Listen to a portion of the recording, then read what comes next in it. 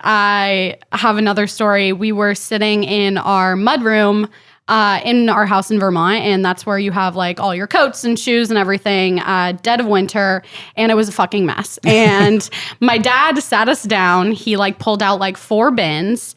And he was like, okay, like, let's look at all this stuff here. And I want you guys to like draw pictures of your favorite items in this room. And so it would be like 1 picture for hats, 1 picture for scarves, 1 for mittens. And so my brother and I had a wonderful time, you know, coloring in our notebooks, drawing these pictures. We like posted them on the bins. And he was like, okay, now what do we think should go in these? Like, and then he basically had us like Marie Kondo the entire mudroom and like sort all this stuff into bins and like showed us how to like be organized humans. Little did we know we were doing the work for him and my mom. Welcome to the Culture Goodr podcast with Stephen Leese and Sean Tinney. This podcast is a behind the shades look at creating and changing culture inside of goodr sunglasses. You can live with the status quo, you can challenge the status quo, or you can do what we do at goodr and status the quo challenge. We have a very special guest with us today, my good friend, colleague, and Taylor Swift aficionado, Hannah Williams. Hannah, how we doing? Good. Thanks for having me. Hannah is actually my assistant. She's also known as the Octopus Wrangler. So before we talk about her role in detail, Hannah, why don't you give us a story of you growing up that led to the person you are today? Yeah. So I grew up with my family in a small town in the state of Vermont. It was 6,000-ish people, so it was a really small town. We grew up basically playing in like 3 acres of land in my backyard, going to the frog pond nearby, catching frogs, doing all that fun stuff, and spending a lot of time with my mom, my dad, and my brother, and basically just like dreaming about all the vacations we wanted to take. And my dad would sit us down every single summer and we would like plan a list of places we wanted to go and things we wanted to do and create lists of how we were going to get to those places and the next actions to get us there. How many did you do that every single year? Every single summer, we would take like note cards, like Post-it notes or whatever. My brother and I would just dream up what we wanted to do that summer. So I'd say like, hey, I want to go to Disney World with my best friend. We'd put it like on a board in our basement. And then my dad would be like, okay, what's the one next action you need to do to make this trip happen? And I'd be like, oh, I should probably call Anna and invite her. And we would start doing that and going down that path. And little did I know my dad was brainwashing me. Oh, this is amazing. What was the first trip that you remember? Let's see. I remember putting on the board, I want to go visit the Green Pond, which is where my great uncle lived. And it was this pond in upstate New York. And take my best friend Anna there because she had never been. And we would go every summer as a family. That's amazing. I mean, I always joke that Hannah's born into productivity royalty because her dad's Mike Williams, who wrote Doing to Done, comes from a GTD background. And so the fact that he was just doing these little like experiments and projects to get you to plan and think for the future is fucking incredible. Yeah. And I have plenty more stories like that. I have another story. We were sitting in our mudroom in our house in Vermont, and that's where you have like all your coats and shoes and everything, dead of winter, and it was a fucking mess. And my dad sat us down. He like pulled out like 4 bins, and he was like, okay, like, let's look at all this stuff here, and I want you guys to like draw pictures of your favorite items in this room. And so it would be like 1 picture for hats, 1 picture for scarves, 1 for mittens. And so my brother and I had a wonderful time, you know, coloring in our notebooks, drawing these pictures. We like posted them on the bins, and he was like, okay, now what do we think should go in these? Like, and then he basically had us like Marie Kondo the entire mudroom and like sort all this stuff into bins and like showed us how to like be organized humans. Little did we know we were doing the work for him and my mom. That's incredible. At what point did you realize that this was all just like an elaborate way to teach you how to do projects? Probably in like 7th or 8th grade when he had me read Getting Things Done by David Allen as a 7th grader. And I was like, why would I read this? And he was like, well, I'll pay you $100 because I'm going to be writing a follow-up book to this. And I was like, oh, so that's why you're really organized. And then you start hearing the term next action. You're like, God damn it. Yeah, exactly. That is so, the fact that he's been doing this for so long makes me so happy. Yeah, I mean, it's led me to the person I am today and how I, organize my life today. So I'm very thankful for it. Oh, for sure. I mean, it led me to calling you for this position and calling me because I knew I'm like, well, I know Hannah. Obviously, you'd been an intern here, which we'll talk about later. But thinking, well, I know she is dialed in on GTD, and at the very least, like that's what I need for somebody in this role because I'm a huge, GTDer now, doing a dunner myself. Mm-hmm. Yeah, I mean, when you called me for it, I was like, yeah, I feel like this makes sense. Yeah. Like we speak the same language when it comes to getting things done or doing to done. So I knew I had the leg up there. Like I said, because I've been brainwashed since I was very young. Good job, Mike. Thank you.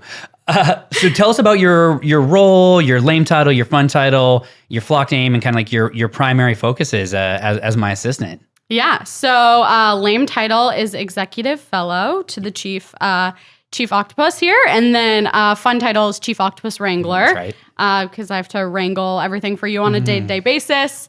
I'm in the Guardians flock, and they're kind of my vacation home as your assistant. Yeah. But my primary focuses are basically anything and everything to make your life easier. So anything from managing your calendar to day-to-day to following up with a ton of people to make sure stuff's getting done around here, and any special projects that you need me to manage. Yeah, what was really interesting about what you said to me is the idea of you're in Guardians, it's your vacation team, because as myself and my assistant they don't really fit into a traditional team. But how long was it into the role that we actually were like, no, you need to be on a team with other people?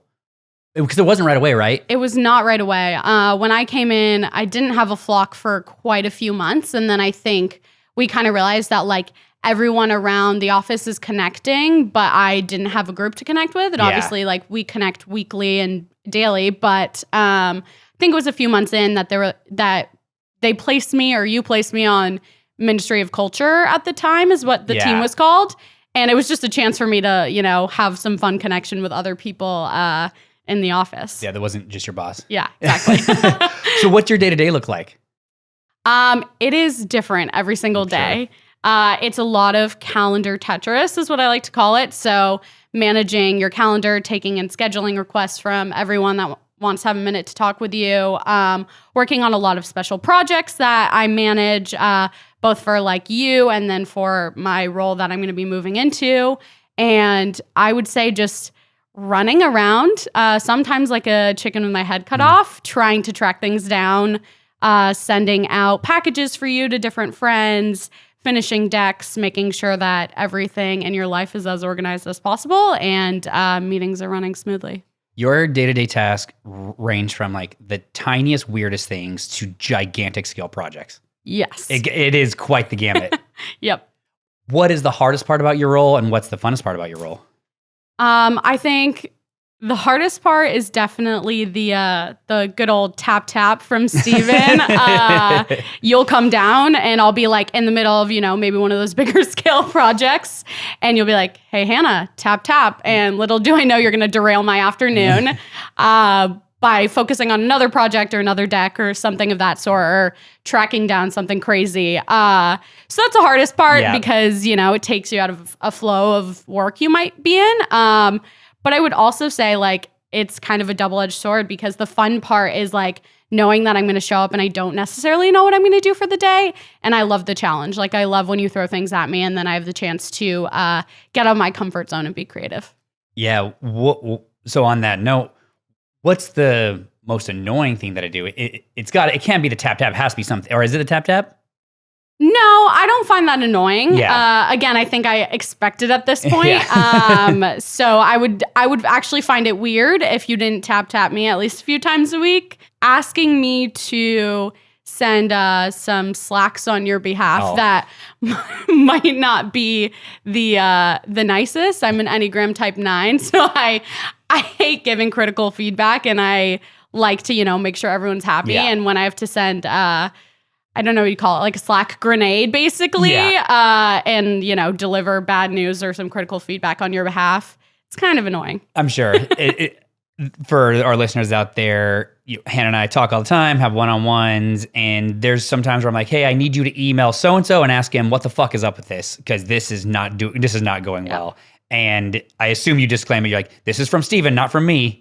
Oh yeah, absolutely. When I first started, my training wheels was anytime I had to send a Slack like that, I would just put a little octopus emoji. So people knew like, oh, I'm sending this on the behalf of Steven. It's not actually coming from Hannah. Yeah. I mean, I try to do it as much as possible. I think Loom has dramatically reduced those. Yes, definitely. Yeah. Yeah. And sometimes it makes sense. Like we're talking about a project and you're basically asking me to follow up on something I'm already working on. And so it makes sense for it to come from me, but I definitely think Looms have saved me from some of the harder conversations lately. Yeah, that makes sense.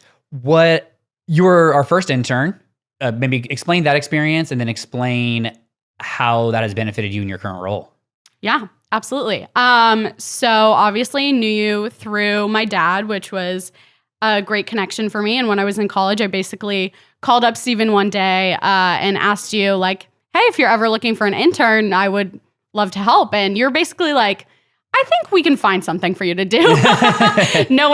fully knowing that you had no idea what I was going to be doing. And it was such a blast. The first summer that I interned for goodr, I focused a lot on customer service. And so I was working with the customer service team on answering tickets and all of that kind of stuff. And then second part of my internship was working with Hansi and Kelly. And I did all kinds of random things like organizing the marketing closet to like doing research about how we could put on a cereal mile and all that kind of crazy stuff. So it was like some random marketing task, some customer service, but a whole lot of fun. Was that 2018 and 2019 or 19 and 20? I can't remember. It was 18 and 19. 18 and 19. Yep. And then how did that experience, help you in your role when you joined us, April of 2021?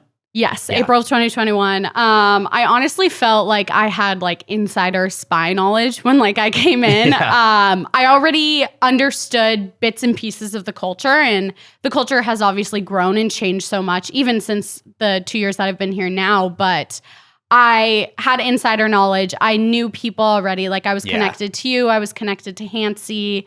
I had previously worked with Kelly, who's a flock star. And so that was extremely beneficial because it was less scary jumping in than I think it is for other new hires. That makes sense.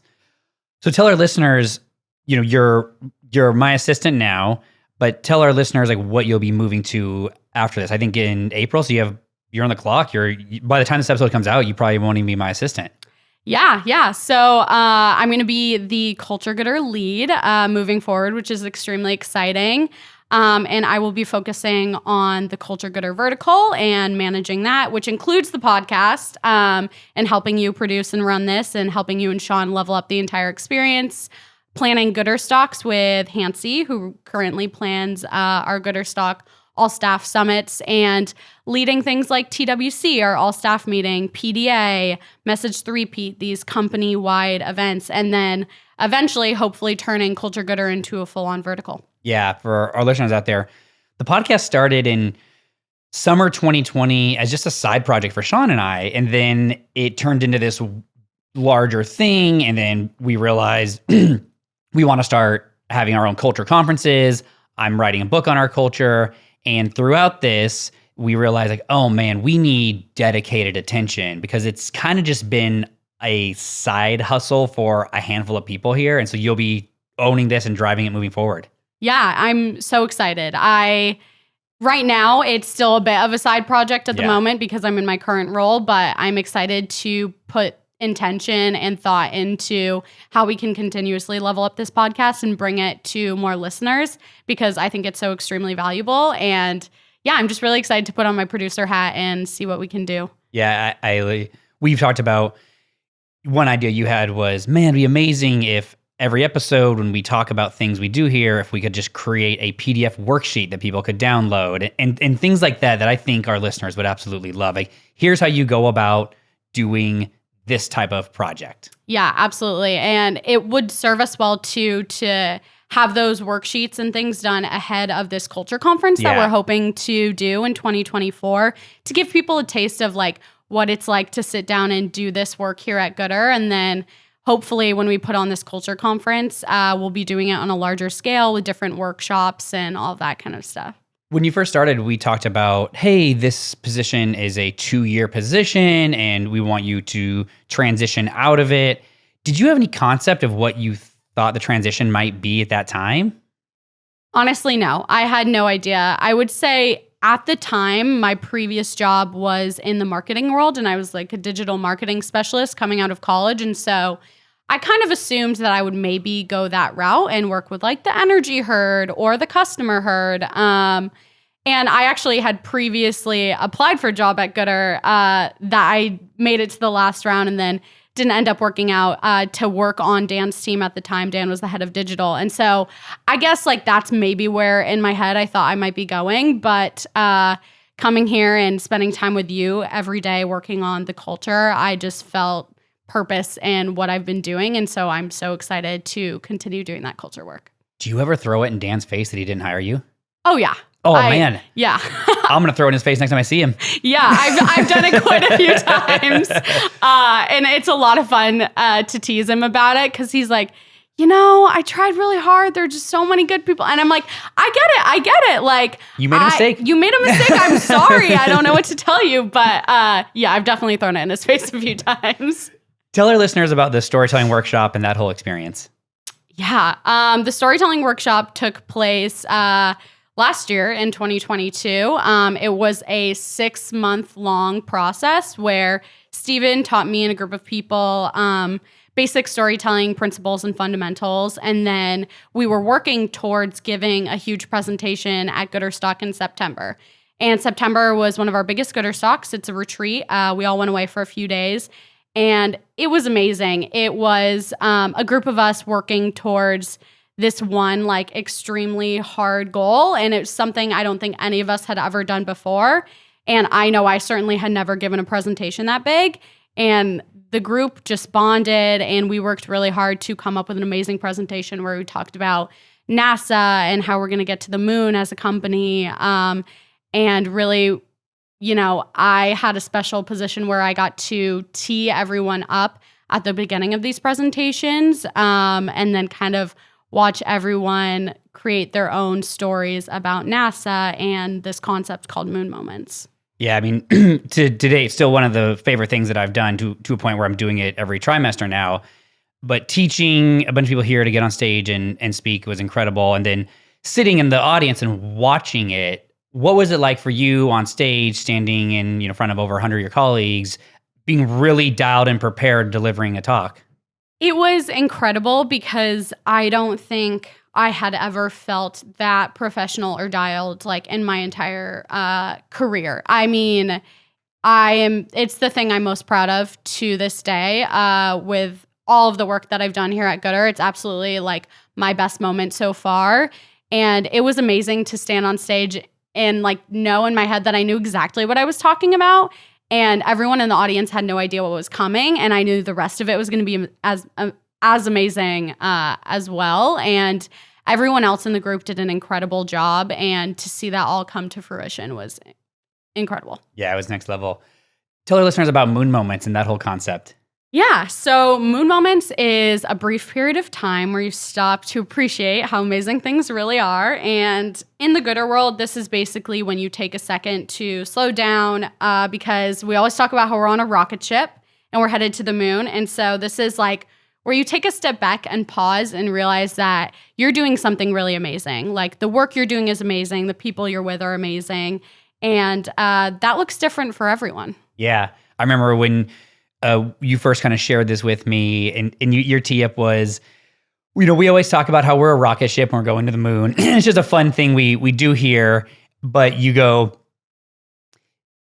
we have the moon as revenue targets, but nobody actually really, on the day-to-day, nobody's caring about the revenue targets, and how do we actually create a thing that matters to people? What does the moon look like? Like, what would it be like to actually like put your feet on the moon and like feel that and this thing that you created of, hey, moon moments are everywhere, and you grounded people in like some of the examples. What were some of the examples you shared? Because I think it's really important for everybody to understand that at the end of the day, we work 9 to 5. We work hard every day. And if you stop and think about the things you really remember, they're quite different in many cases. So yeah, what were some of the ones you shared? Yeah, I'll give a few examples. So one that I shared was doing Pitchapalooza with Carla, who's one of my coworkers and one of my really close friends. Pitchapalooza is where you get a chance to go up on stage in front of everyone at TWC and pitch an idea you have for sunglasses. And Carla and I got to work on this pitch together about like an office themed like rat race sunglass launch. It was so hilarious. And we just had so much fun doing that together and like brainstorming and being creative, just like we were kids again, and like just, painting with the wind and seeing what would come up. And that was a ton of fun for me because rarely do you get a chance in a normal office setting to be that creative and like you're a child again and with a really close friend. So that was definitely one of them. Another one was my 1-year goodr anniversary dinner that I did with my onboarding class, Jared, Karen, and Carla. We went to Felix on Abbot Kinney, which is a super bougie Italian restaurant. And we just reminisced on the past year, like at goodr and in life, we are all extremely close. As an onboarding class, we started together and now we've all been here almost 2 years. And so that was incredibly special to sit there at dinner and do that with them and talk about, everything and anything. Yeah. And then also dancing with every single Swiftie at goodrSTOCK to the Taylor Swift songs that are played. We have the best DJ that comes to our goodrSTOCKs, and he knows we all love Taylor Swift, and so he'll play extra songs for us. And I remember like going to a goodrSTOCK last year. It was in our parking lot here at the Lagoon. We're all dressed in like crazy 80s outfits. And I think like You Belong With Me by Taylor Swift comes on and everyone is just screaming it at the top of their lungs. And I'm like getting teary-eyed because it was such a special moment. And it's so incredible to be able to embrace something like I care about so much here with a group of people at goodr.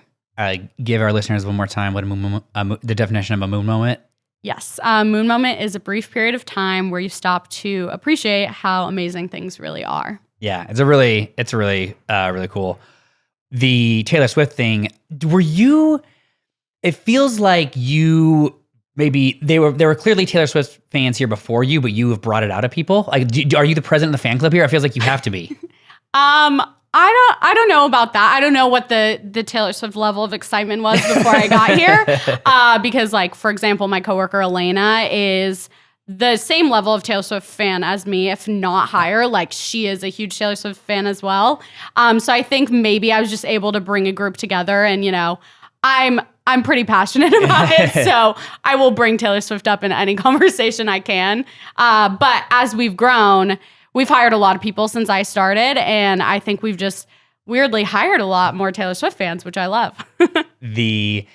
I think the moment people realized how much pull you had around here was when the Taylor Swift tickets went on sale last summer for her upcoming tour. They were going on sale on a Tuesday during our all staff meeting, and you can't have phones in there, you can't have computers, you are dialed in.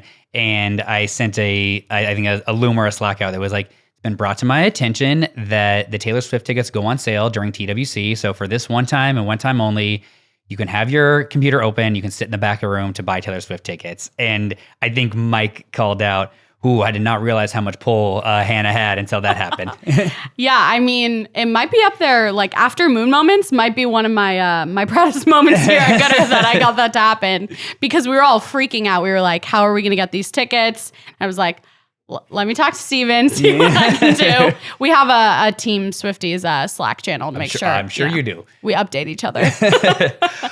So this is the Culture Goodr podcast. What does culture mean to you, especially in the context of the workplace? Like, how do you define culture? Yeah. I was a communication studies major in college. So I feel like my definition of culture has like come from that background. For me, culture is a collective shared experiences, beliefs, and values determined by like behaviors from a set group of people. And I think that manifests in so many different ways. Like there's a Swiftie culture, there's a Swiftie at goodr culture, there's a goodr culture. And that's all because of like the shared beliefs and experiences that we have. Yeah. What do you think the three characteristics are of the common characteristics of people who thrive at goodr? Like what do they all share? Yeah. I think one characteristic for sure is curiosity. I am always amazed to see how curious people are on day-to-day setting, even when we're having conversations with each other and there might be like friction between two people, but everyone always approaches conversations with curiosity. Another one is transparency. That's huge here at goodr, and I love how transparent everyone is about what they're doing on their day-to-day because it makes everyone's jobs easier. And then just how hardworking everyone is. Yeah. I mean, it's incredible. I've learned so much from so many of my coworkers that I didn't at previous jobs. And it's incredible to see how much people care about the work that they do. Ooh, I love that. Transparency, curiosity, and hard work. Yep. Hard work is for sure real, but people here grind. Yeah, absolutely. We value feedback here at goodr. So give me some feedback of something I can do better. Great. We give each other feedback every week. So this is actually easier than I would expect to come up with something.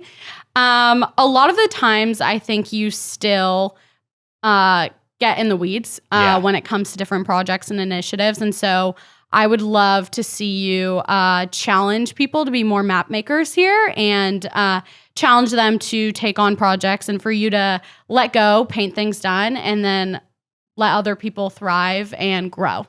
Oh, you are 100% right. I have a huge problem with staying out of the weeds. It's for sure something I'm mindful of.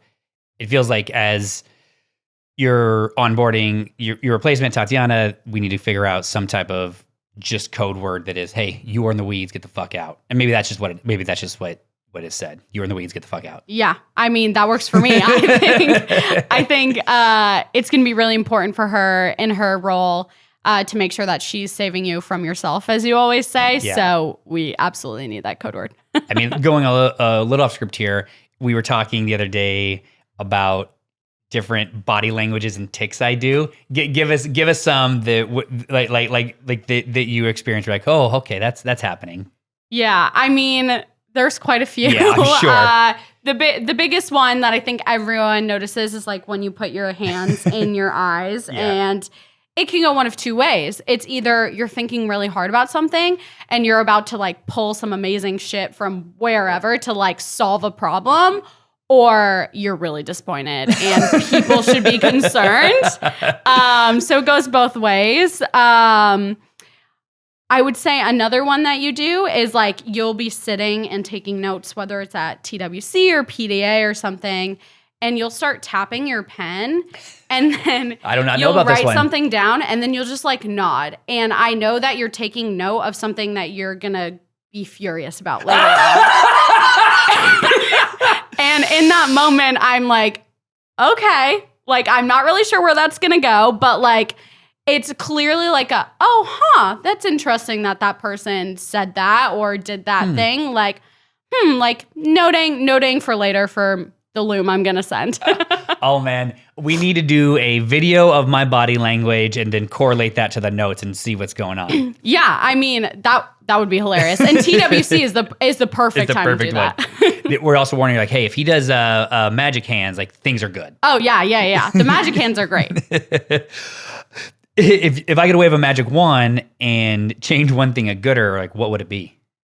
Man, I mean, I feel like there's some obvious ones with our like office and different things right now. I personally would love a nap room. Oh yeah. I interned when we were back in the hangar and we had nap room with like a giant beanbag and everything. So magic wand, I would love that back. And I would also love for Ben's dog, Bodhi, to be here at all times. Oh, we can get hold of the breeder and see if we can just get a goodr Bodhi. Yeah, a golden that just like runs around the office at all times would be fantastic. Oh, I do miss Sweet Pea a lot. How have you challenged the status quo lately? Let's see. I think probably with the work that me and you did recently on switching to trimesters. Oh yeah, I'm really proud of how that turned out. We were in the quarter system last year, and then we decided like, hey, we are getting bogged down with all of these things that everyone has to do every single quarter.